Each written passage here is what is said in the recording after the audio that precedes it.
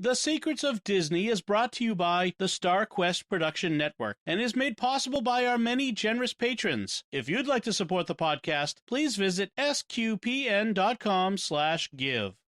Ladies and gentlemen. What's there, Mama? 10,000 years will give you such a crick in the neck. How do you do? How do you do what? Show me the smile. If you can't say something nice, don't say nothing at all. Very nice. You can sit by me. Everything's so wonderful. Come on, get up. Come on, get up. Where are we going? Up to Neverland.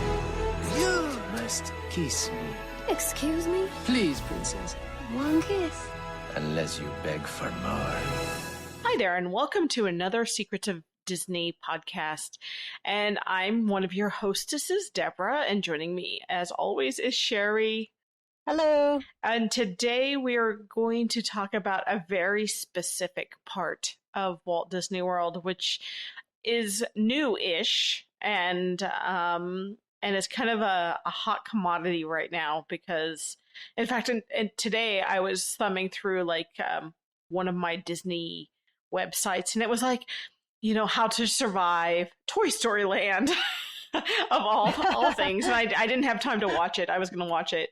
But it was like, all the tips and tricks they were going to offer about getting through Toy Story Land.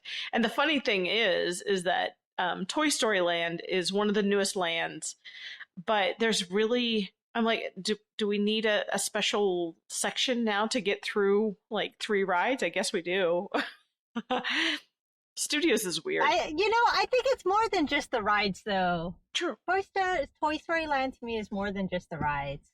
That's true. And here's the evolution of this land, if you would. So back when Disney Hollywood Studios opened, they had a backlot experience, and it was like, one of those ride into the back lot and see how movies are made and TV and stunts and all that. And then they bulldozed. Go ahead. Oh, go ahead. I said that was a long time ago. And it was very endearing if you have fond memories. Yeah, I love that ride. It was a ride and walkthrough. Right. I loved it. See, back when, like 20 years ago, there was 2 attractions. There was where you got on the tram. And then there was also one where you walked through some sound stages, and then they did a little special effects tank, and it was really cool. Yes. Did you ever do it?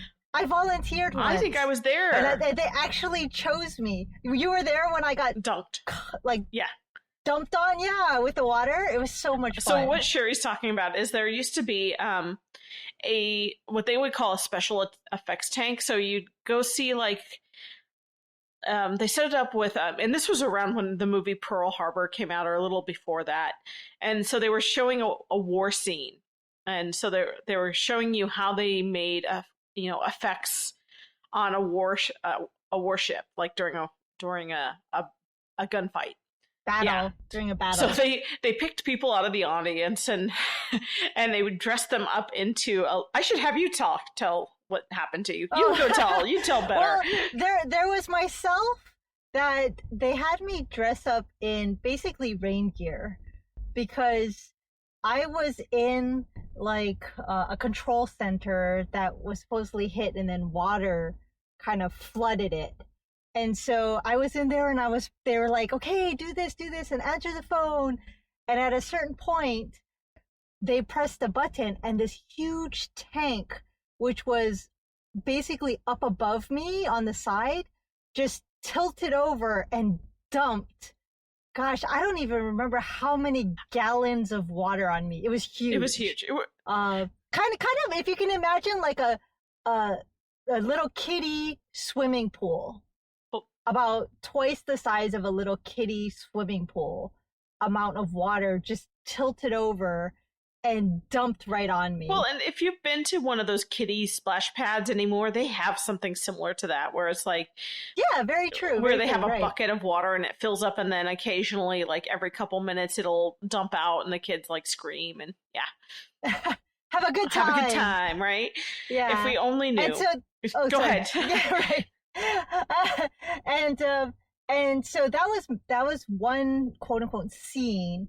And the other scene was when they tell me to talk on the phone, I'm actually supposedly talking to the people on top the deck of a ship. So there was another setup where they had like maybe 3 volunteers working on the deck, I think driving the ship, mopping the floor, mopping the water off the top of the deck.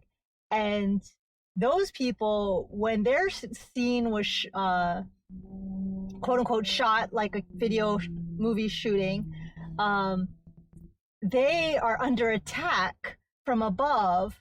And so they had like gunfire and, replicated bullets in the water and little explosions on the side, shooting water up as if bombs had gone off. And after all of this, and after they quote unquote filmed us, they then showed it on a TV of what it was like spliced together and how it actually then would be represented in a movie. Yeah. So it was a lot of fun. I'm so glad that I got chosen for that because I'd seen it a bunch of times, but I'd never could never get myself chosen until that one time, and it was like a dream fulfilled. Well, it's funny because somebody had mentioned prior that like 20 years ago, 30 years, back in the 80s, the big thing, like the place that we don't talk about, they had the whole back lot movie tour thing in California, and that's kind of what started the craze of like, oh, let's show how movies and TV are made. And so that's what the Disney Hollywood Studios started out as kind of like a backstage look at how movies are made. And now all of that is gone. It's bulldozed to the ground to make I know, sad. I miss Residential Street. I do too. That's where they had houses from TV shows like Golden Girls and things like that. And can I tell you of that era? Yeah. Can I talk a little, because you're talking about so in 2003, 4, 5, somewhere in there, I used to do graveyard shift at that theme park in security. Yes. And we used to go and around 2 or 3 in the morning when we were done like checking our areas, and we'd go take our little golf carts and we'd go down Residential Street, and there was an Ernest house from like Ernest Saves Christmas, those Ernest movies, P. Worrell, and there was a little working fountain in there, and you could hear the frogs in there, and we'd go sit in the porte cochere and listen to the fountain, and it was right across the street from the Golden Girls house, like the facade. Nice. And so every time I watch the Golden Girls now, I'm like, oh, memories of because we just sit in front of the Golden Girls house and just chill. Yeah. Which is, you can't do that anymore. But, I can understand why it was bulldozed because, like, my kids have no idea who the Golden Girls are. Yeah. All those characters, all those TV shows. Part of the reason is we don't let them really watch TV. So that's kind of our fault. Yeah. But they just don't know. So the tour itself means a lot less to a lot of the people nowadays. Right. Which is why they had to revamp. Right. So they tore a lot of stuff down to make room for, they tore down like the Residential Street and then they made a lights, camera, motors action thing, and they tore that down. And and now that section just happens to be the Galaxy's Edge and more so. And then it butts right... We can talk about that in another podcast. And then it butts right up into Toy Story Land. And Toy Story Land started out as actually... They made Toy Story Mania, which was kind of like a Buzz Lightyear ride. 3D, you shoot at targets. It's fun. Sherry kind of kicks my butt, my booty at it. I like it. It's a lot of fun. Yeah. It's a lot of fun. Yeah. I think it's my tennis and frisbee. I think so too. That's what helped me because of the wrist action. That's true, because you need that wrist action to pull the trigger. So what? I guess we'll explain what that is. So it's like a little cart that you're in, and you put on 3D glasses, and you're in like an old fashioned carnival setting, and you have to pull this little pull string to release like pies or release darts or release rings, kind of like you're doing a ring toss. And so Sherry, every time we went on this ride, like in September, Sherry beat everybody in the car and probably the car next to us. It was pretty sad. Yes, it's all virtual though. It's all on the screen, and it's actually quite accurate. You point your little cannon, which is what you're shooting, and then the screen just adjusts whether you're shooting pies or darts or baseballs. Yeah. And then you hit the things on the screen. So the cannon, you're holding the cannon and pulling the trigger like Deborah described. And I like it. It's a lot of fun. My kids like it. They get really depressed when they play against me. But you know what? That's love. Teach them grit. Teach them keep trying. Mommy ain't giving you anything. Yeah, you gotta beat Mommy. And the day they beat you, right. They'll be like, it'll be the best day of their life. Yeah, exactly. They are gonna gloat all day long. Right? So anyway, so that's how that Toy Story Land really technically started off, is that became like the most popular ride in the park. No kidding. Yes. And like the wait time to get on that was always like an hour and a half to 2 hours. Oh, I was going to say 2 hours. Yeah. 2 hours. Like if you got under an hour wait time, you're doing good. And then all the fast passes were gone like immediately for that one. So So they're like, so California expanded and did a Toy Story Land technically, or did some more, Pixar stuff. And they're like, we need to do that at Disney World. So they flattened what used to be the backstage and what used to be my office back there too. I was kind of sad. I'm like, oh, hey, my office is gone. And so they built this Andy's backyard, basically. It's Toy Story Land. Yes. And it's a lot of fun. The theming is that you're shrunk to the size of toys, so everything is absolutely huge.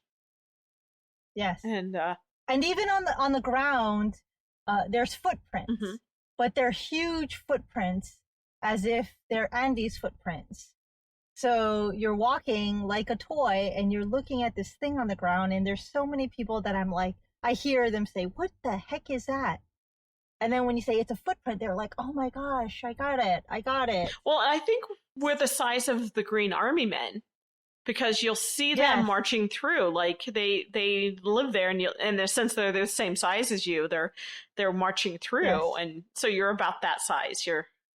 But they then and they march through to do a show or like an activity, I guess is more like it, with the kids. They come out every once in a while and they basically do activities, and there's a sergeant who like tells people what to do, and they play games with the kids, and every time I see them, it's so much fun, except for the fact that it's always blazing hot in the sun. So there's no shade. So you're trying to stand like in the shade of somebody else who's watching, because it just is hot. Yeah. Maybe it just depends on when you go to the park, like what time of the year. But watching it is always fun. The kids always have a good time. They do things with hula hoops and tossing bean bags into buckets.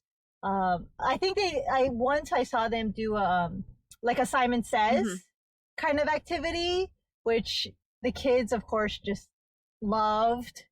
So that's what the Green Army Men do throughout the day. And if you can catch them, that's awesome. And so they also built 2 attractions to go into this part of the park. One of them is it's an okay attraction, is the alien swirling saucers. And it's kind of like how do you describe that ride? It's kind of like if you've ever been to Cars Land, there was the tractor ride where the back of the tractor swung side to side. Like they would make the tractor, it's on a circular path, and then the back of it would kind of swing to the left and the right, depending on how it was on the track. So that as you're sitting there, you basically slide left to right in your chair. Now, most of the people who go on the ride hold on to the safety bar. So they're just kind of sitting there, and just like the look on their face is like, what is the fun of this? Now, I highly suggest lifting your feet slightly off the ground and lifting your hands up.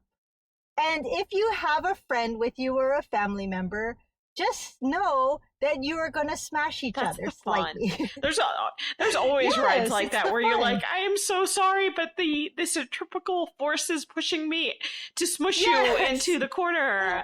You'll survive. Yes, exactly.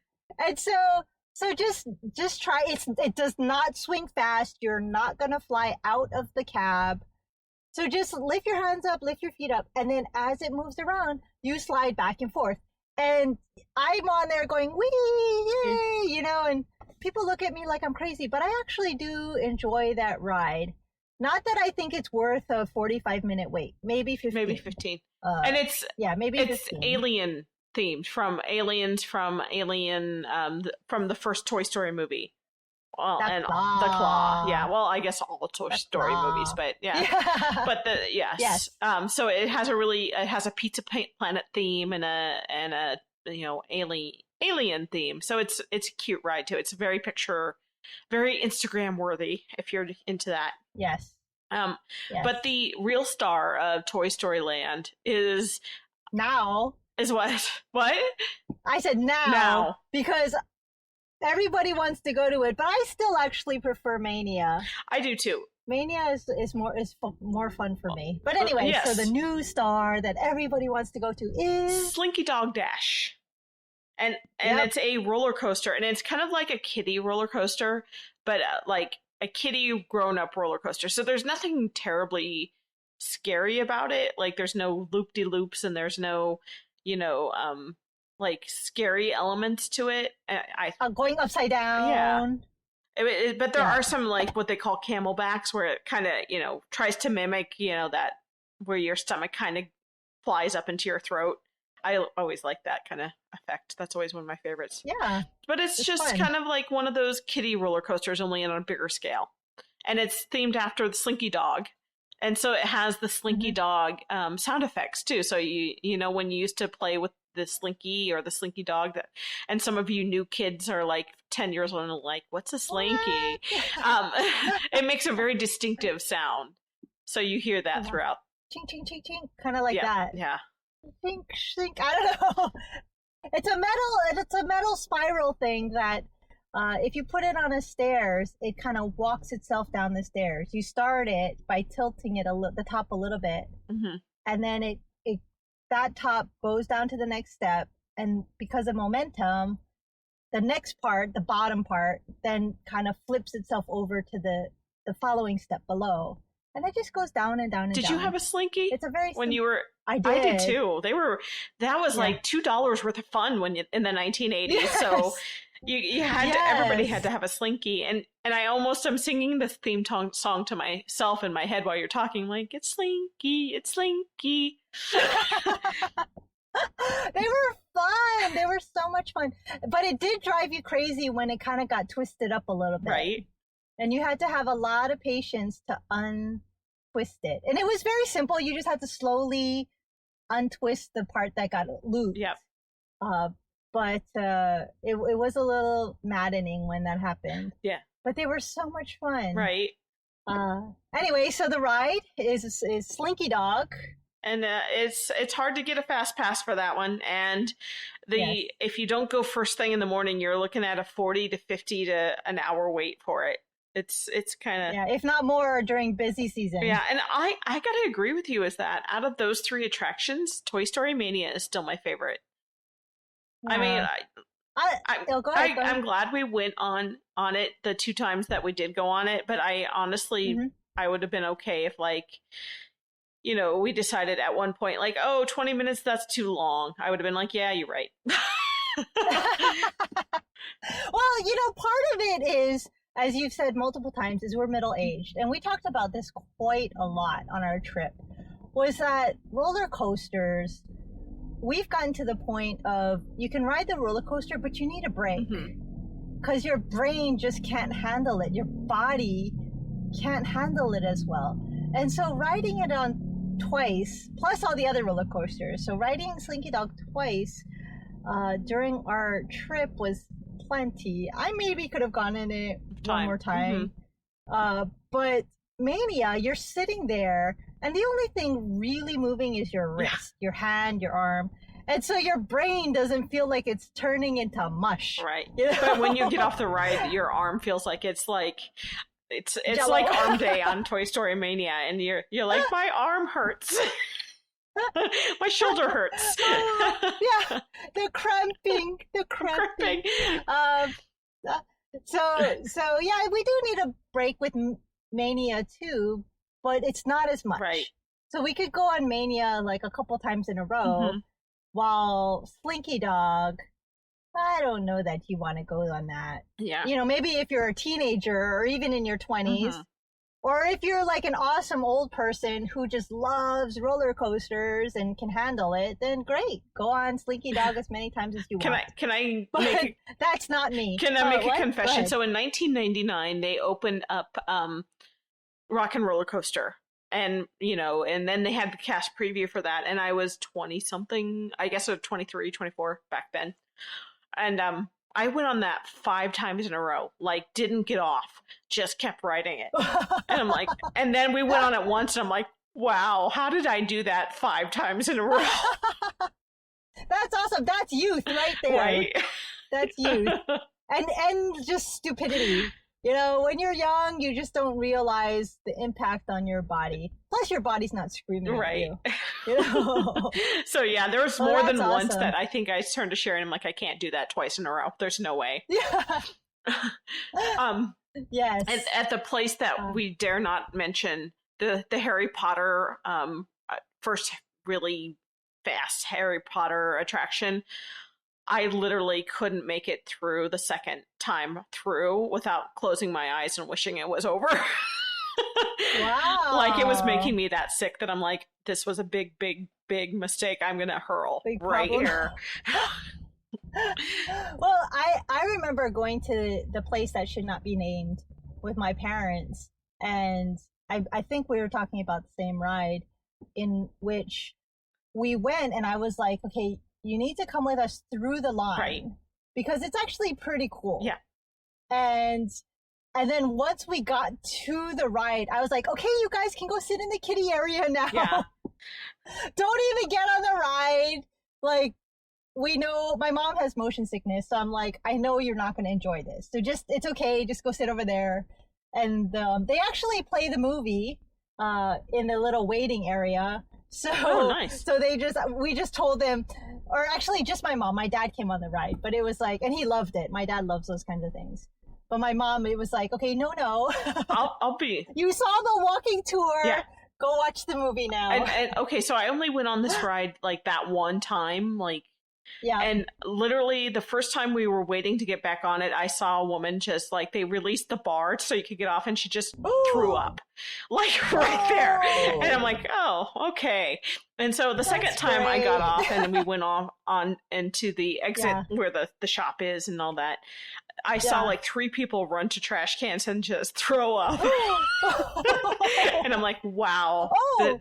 Do you want to share your story about a protein stuff? No, better not yet. It's, okay. Because that would ruin the magic for all of y'all. Okay, so one of the other things that I used to do was custodial, and I have a really funny story about human yeah. Oh no, I was actually talking about during our trip. Oh, yours and Catherine's experience. Oh, that's funny. I thought we talked about it, but maybe we didn't. Oh, did we? Okay, maybe we did. Okay, so we're going to segue into Epcot for a second, just because this was funny. And because it's one of my pet peeves as a Disney cast member was, okay, we understand you might eat too much, or you might get too much sun, or you drink too much, or you went on a ride and your body didn't, you go, whatever it is, and you blow chunks. It happens, right? Do not just walk away from it without telling anybody. You kind of need to tell somebody, hey, I threw up over there, or my kid threw up over there, and don't leave it just laying there for a myriad of reasons. But so Sherry and our other friend we were at the Finding Nemo attraction. Someday we'll explain this whole attraction to you because it's a lovely, slow moving Yes, I love it. attraction. And so you get into this it's a continuous looping ride. So it's always, people getting on and off at the same time, and it doesn't really slow down. So there were three of us, and since three of us, it's a hard fit for three of us into the seating. Like Sherry decided to go by herself, and our friend, who is very much, she has 3 kids. My friend does, and she has no I would say tolerance for bodily fluids. Like she's very squeamish about it. And so we get into this, she and I get into this little clamshell, and I said, "Oh, the floor's wet. That's odd. This isn't a water ride." And she looks down and she's like, "It's vomit!" And she just springs up out of this ride, and the poor cast members looking at her, going, "Wait, you can't do that!" And yeah, she actually got yelled at. And then I'm like, "I'm not staying in here with this." And we did, and we got out, and I'm like, "Somebody threw up in that, and you need to clean that up." And we crammed in with Sherry, and that was the other thing that she's like, "You can't do that either." You can't. And we're like, "No, we know each other. We know each other." But the cast member was so mad until like she actually looked in the clamshell, and it was like, "Look, they're not crazy." It was so funny. It was funny because you guys were those people who stopped the ride. Here's 2 40-year-old women, and the funny thing is, like, she'd had no thought about me whatsoever. She just sprung out of there and like, "I save yourselves." Anyway, back to Toy Story Land.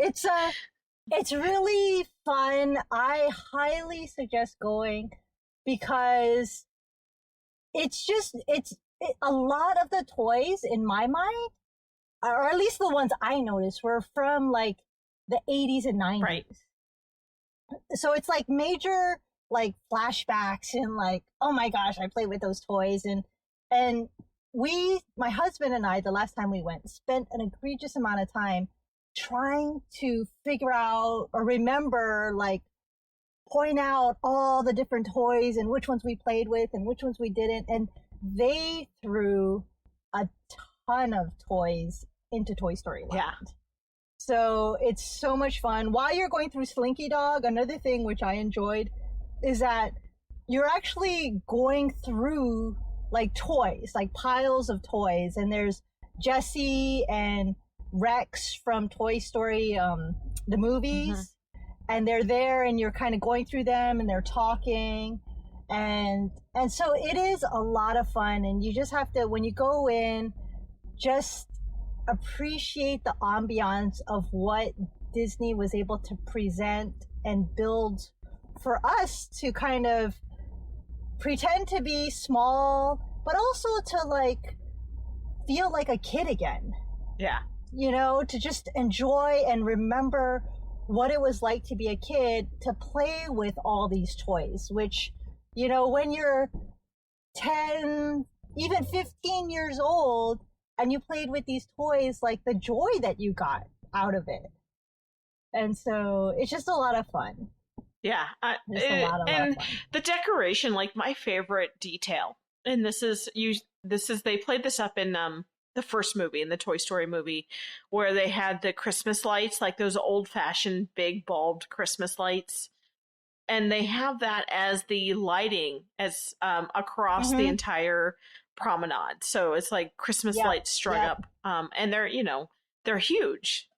So, and there is also another. They're going to be opening up a quick service barbecue, or a sit down service character meal barbecue, probably next year.